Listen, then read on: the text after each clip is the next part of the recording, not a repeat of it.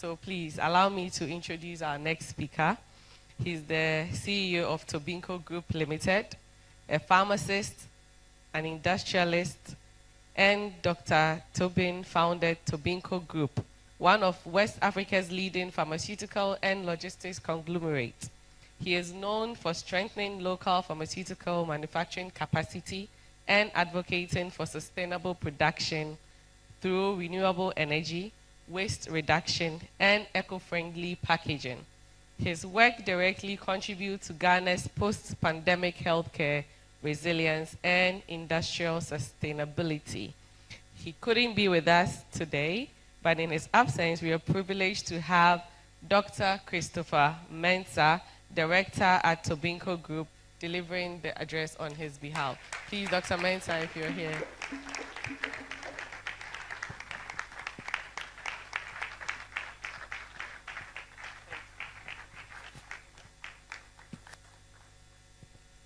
Thank you very much. Our distinguished co-chairs and our Green Deputy Rector. Distinguished other speakers, industry leaders, esteemed colleagues, ladies and gentlemen, it is a great honor to address the Icesda conference, which is centered on the urgent and interconnected mandates of cradle to cradle and ESG for Africa's green transition. As the MC introduced, for some very urgent reasons, my boss is out of our boundaries, but he sends his warmest felicitations to you. Our company, Tobinco Pharmaceuticals, is a leading pharmaceutical marketing and distribution company in Ghana. We have a very intense distribution channel represented by 16 regional offices of branches, over 200 distribution vehicles, independent wholesale and retail outlets. Our company has backward integrated after about 20 years of medicine importation to manufacturing some of our medicines locally through our subsidiary Entrance Pharmaceuticals and Research Center, an ISO certified facility. The Tobinco Group now comprises of 16 companies, with those directly in the healthcare space, including Entrance University Hospitals, Entrance University of Health Sciences, and Tobinco Pharmaceuticals Training Institute. This expands our value chain in the pharma space from medicines manufacture, wholesaling, retailing, use, and education in institutions and the community. Our over 250 product range addressing essential medicine needs, not only of Ghana, but West Africa sub-region, includes our flagship product, Lufat, Foligro, Blood Tonic, Neuromen, and co-relief capsules and syrup.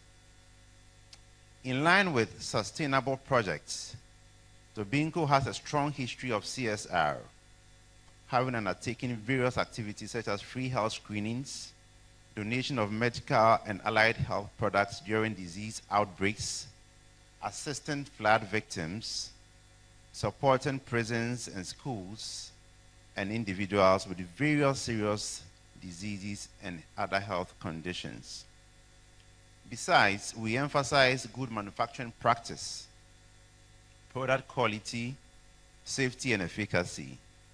And this could be a base for broader sustainability practice, since environmental safety often correlates with quality systems, though not clearly documented by our outfit.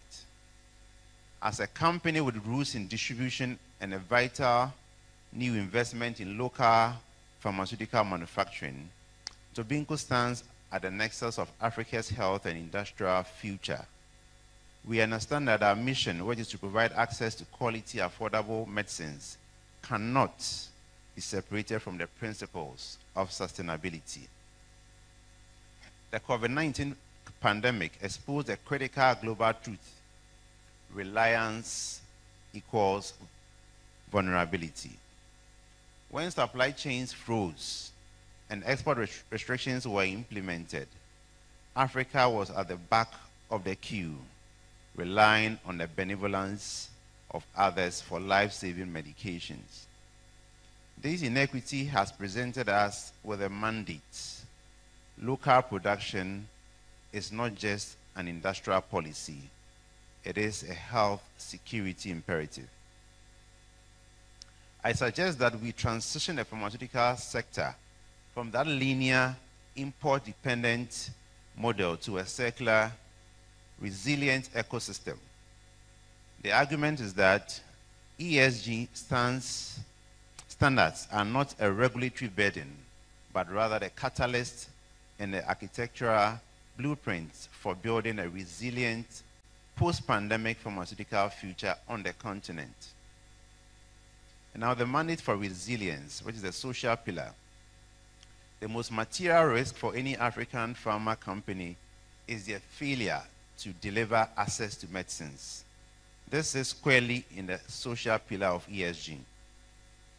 From scarcity to health sovereignty, Africa imports approximately 99% of its vaccines and over 70% of its essential medicines. And Ghana typifies that. This dependency is a persistent threat to public health and a core market failure. The social contract. For Tobinco and our peers, our ESG social mandate is to close this gap by investing in local manufacturing capacity. We must commit to the African Union's goal of locally manufacturing 60% of all vaccines administered on the continent by 2040.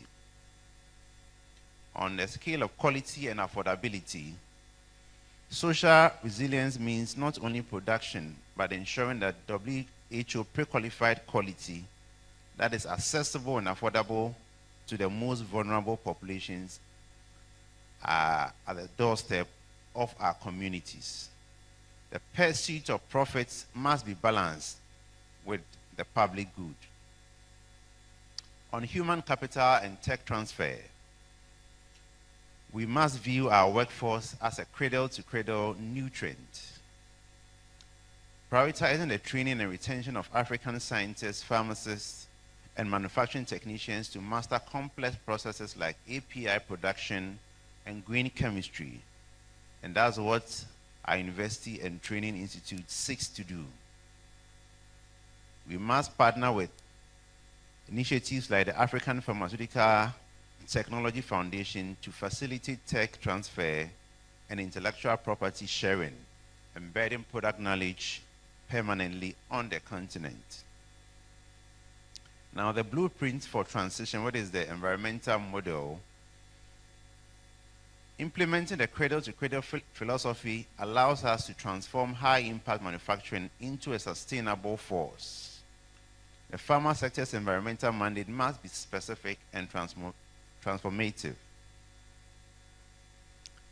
The green chemistry and sustainable manufacturing pillar has historically been water-intensive and produces significant hazardous waste and solvent residues from our pharma industry.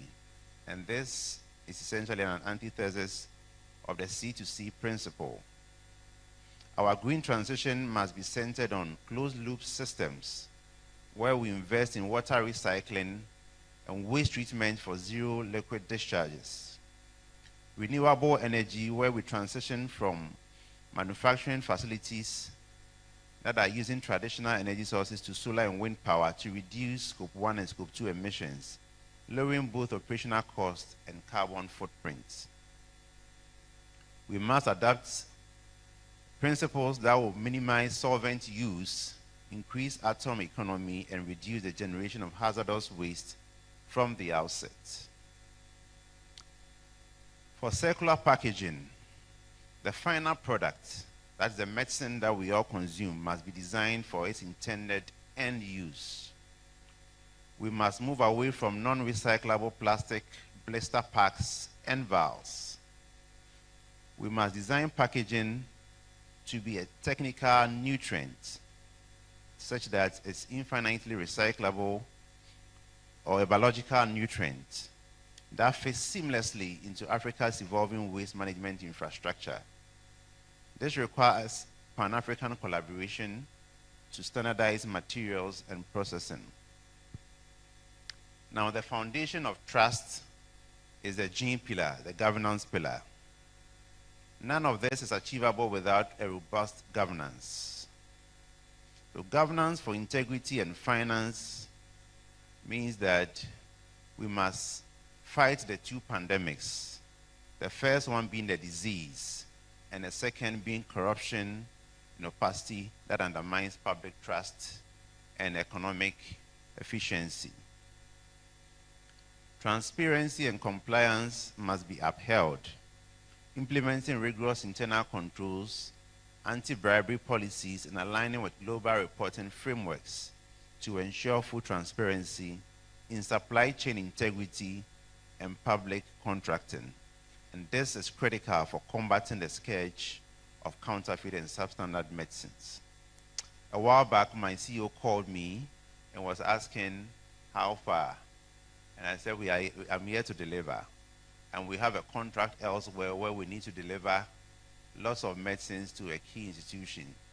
And it says that after doing everything, make sure that you video the supply chain, video all our cars that are delivering, so that we can build trust into the supply chain systems that truly we have delivered the medicines that have been given to us.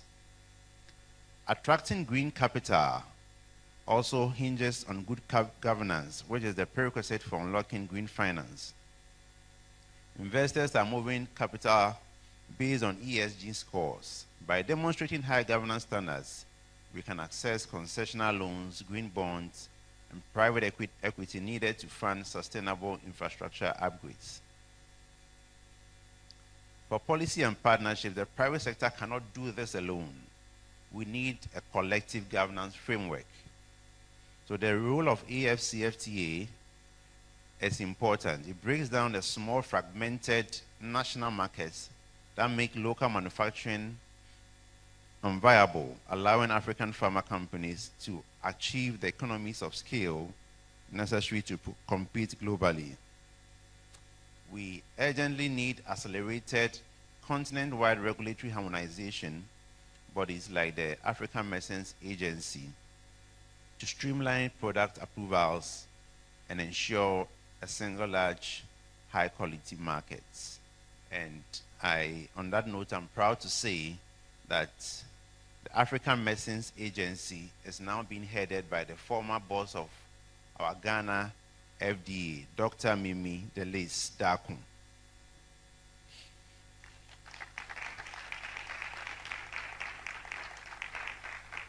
So what is the call to action? The transition is here. We must move beyond talking about sustainability as a risk to embracing it as the greatest competitive advantage. To my peers, we must integrate ESG into our core strategy. It is the roadmap to profitability, resilience, and a securing and sustainable future for African health. To government, we must prioritize local pharma development through regulatory support, targeted green incentives, and robust anti-corruption measures.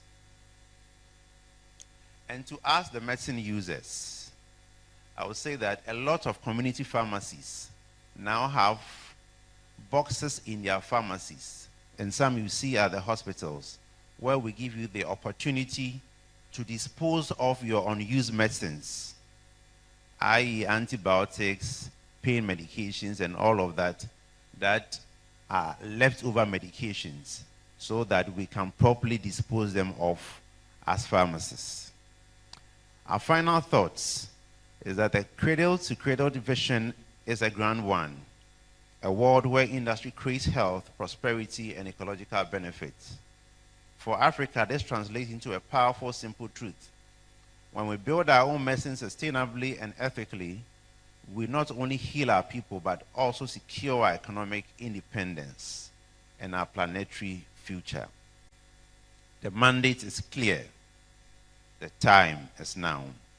Let us build this resilient Africa together. And for your kind attention, thank you very much.